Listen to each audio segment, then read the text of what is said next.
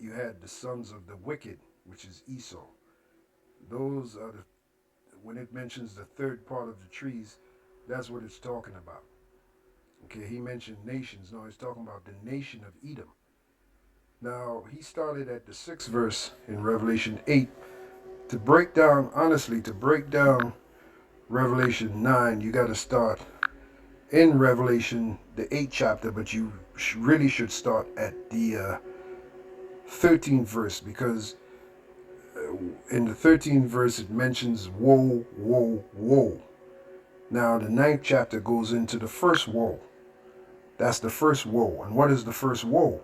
World War One. See, that's how you set it up to break it down. He went to the sixth verse of Revelation 8, which really does, when you, like King Marshall used to say, when you breaking down a scripture, you want to use as few words as possible. King Marshall even said that if you can use one word, that's optimal. You don't want to do too much explaining, all right? Now, the best verse that sets it up, Revelation, the ninth chapter, is the 13th verse because the angel is saying here, woe, woe, woe. Now, when you go into the ninth chapter, beginning at the very first verse, it goes into World War One, the first woe. Okay? Now, let's keep playing it, and you're going to hear what he says. Now, if you go into Revelation, the ninth chapter, it speaks about the fifth angel and the star falling from heaven, and someone was given the key of the bottomless pit. Listen to what Captain Tazayach says, who that is. Spiritually. So it's not like fire is coming down out of heaven and burning. This is all what's spiritually happening. So I'm starting you here so you can get the idea of what Revelations 9 is talking about. So now let's go to Revelations 9 and 1. Okay. No, that was totally off. You really should have went to the 13th verse of Revelation 8 because it mentions woe, woe, woe. Now, when I'll say it again because repetition is a farther skill. When you go into the first verse of Revelation 9, it starts off with the first woe. And Revelation, from the first verse of Revelation 9 to the 11th verse, are metaphors of World War One. And we're going to go into some of them, okay? Revelation chapter 9, verse 1.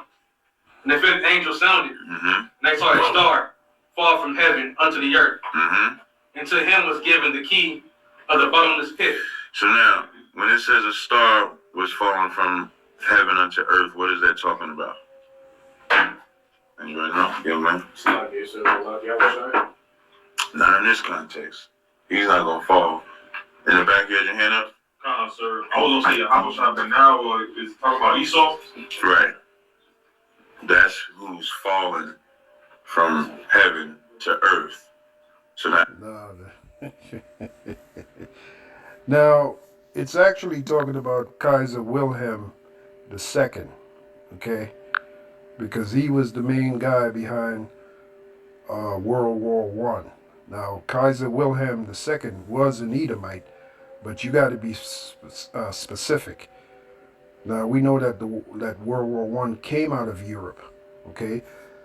But it was Kaiser Wilhelm who was very instrumental in it.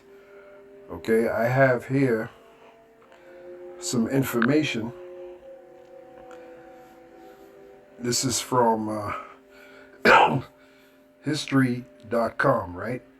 Now, it says here 8 events that led to World War One.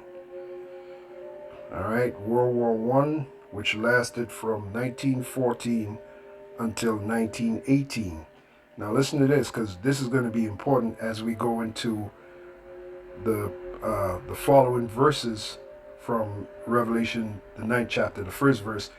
As we go into the following verses, it explains how men wanted to die and they were suffering horrifically. Well, this is what's being said here concerning World War One.